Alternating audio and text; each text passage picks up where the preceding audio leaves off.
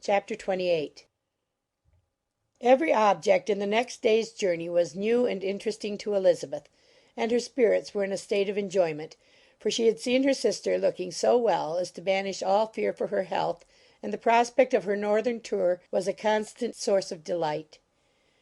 When they left the high road for the lane to Hunsford, every eye was in search of the parsonage, and every turning expected to bring it in view. The palings of Rosings Park was their boundary on one side. Elizabeth smiled at the recollection of all that she had heard of its inhabitants. At length the parsonage was discernible. The garden sloping to the road, the house standing in it, the green pales, and the laurel hedge, everything declared they were arriving. Mr. Collins and Charlotte appeared at the door, and the carriage stopped at the small gate which led by a short gravel walk to the house, amidst the nods and smiles of the whole party. In a moment they were all out of the chaise, rejoicing at the sight of each other. Mrs. Collins welcomed her friend with the liveliest pleasure, and Elizabeth was more and more satisfied with coming when she found herself so affectionately received. She saw instantly that her cousin's manners were not altered by his marriage.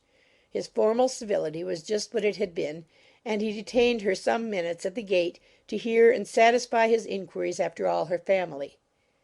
They were then, with no other delay than his pointing out the neatness of the entrance, taken into the house, and as soon as they were in the parlour he welcomed them a second time, with ostentatious formality, to his humble abode, and punctually repeated all his wife's offers of refreshment.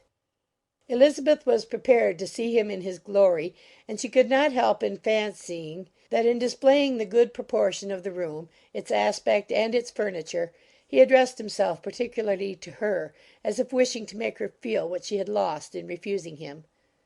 But though everything seemed neat and comfortable, she was not able to gratify him by any sigh of repentance, and rather looked with wonder at her friend that she could have so cheerful an air with such a companion.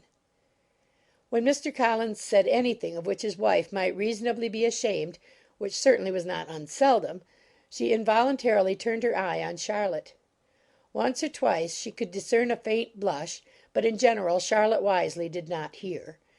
After sitting long enough to admire every article of furniture in the room, from the sideboard to the fender, to give an account of their journey and of all that had happened in London, Mr. Collins invited them to take a stroll in the garden, which was large and well laid out, and to the cultivation of which he attended himself. To work in this garden was one of his most respectable pleasures, and Elizabeth admired the command of countenance with which Charlotte talked of the healthfulness of the exercise, and owned she encouraged it as much as possible. Here, leading the way through every walk and cross walk, and scarcely allowing them an interval to utter the praises he asked for, every view was pointed out with a minuteness which left beauty entirely behind. He could number the fields in every direction, and could tell how many trees there were in the most distant clump. But of all the views which his garden, or which the country or kingdom could boast, none were to be compared with the prospect of Rosings, afforded by an opening in the trees that bordered the park nearly opposite the front of his house. It was a handsome modern building, well situated on rising ground. From his garden Mr. Collins would have led them round his two meadows, but the ladies, not having shoes to encounter the remains of a white frost, turned back; and whilst Sir William accompanied him, Charlotte took her sister and friend over the house, extremely well pleased, probably, to have the opportunity of showing it without her husband's help. It was rather small, but well built and convenient, and everything was fitted up and arranged with a neatness and consistency of which Elizabeth gave Charlotte all the credit.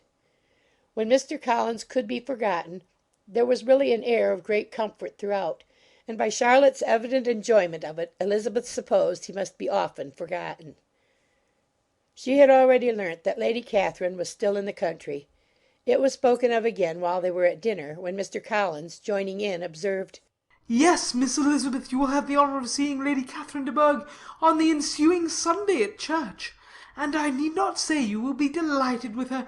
She is all affability and condescension, and I doubt not but you will be honoured with some portion of her notice when service is over. I have scarcely any hesitation in saying she will include you and my sister Maria in every invitation with which she honours us during your stay here. Her behaviour to my dear Charlotte is charming.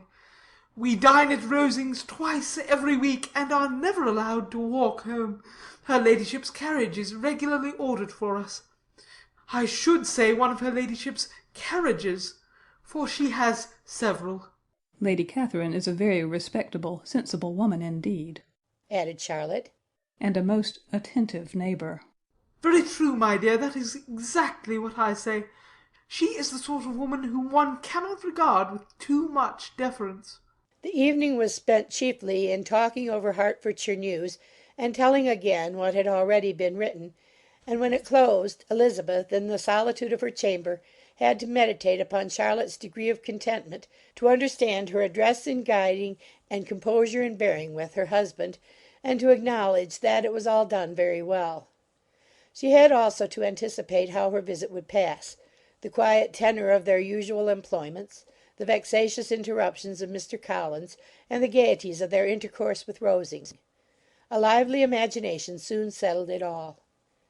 About the middle of the next day, as she was in her room getting ready for a walk, a sudden noise below seemed to speak the whole house in confusion, and after listening a moment, she heard somebody running upstairs in a violent hurry, and calling loudly after her.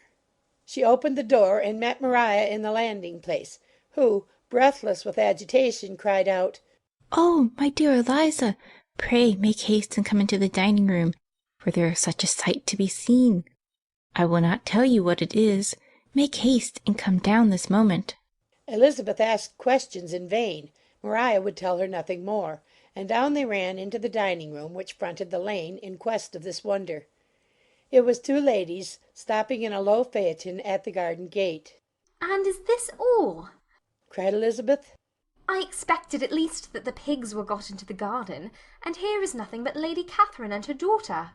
"La, my dear," said Maria, quite shocked at the mistake. "it is not Lady Catherine. The old lady is Mrs. Jenkinson, who lives with them. The other is Miss de Bourgh. Only look at her. She is quite a little creature. Who would have thought that she could be so thin and small?" "She is abominably rude to keep Charlotte out of doors in all this wind. Why does she not come in?" "Oh, Charlotte says she hardly ever does. It is the greatest of favours when Miss de Bourgh comes in."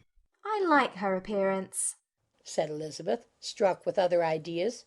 "She looks sickly and cross. Yes, she will do for him very well. She will make him a very proper wife."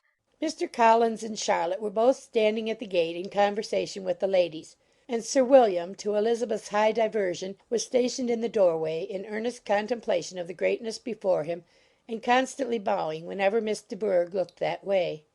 At length there was nothing more to be said. The ladies drove on, and the others returned into the house. Mr. Collins no sooner saw the two girls than he began to congratulate them on their good fortune, which Charlotte explained by letting them know that the whole party was asked to dine at Rosings the next day.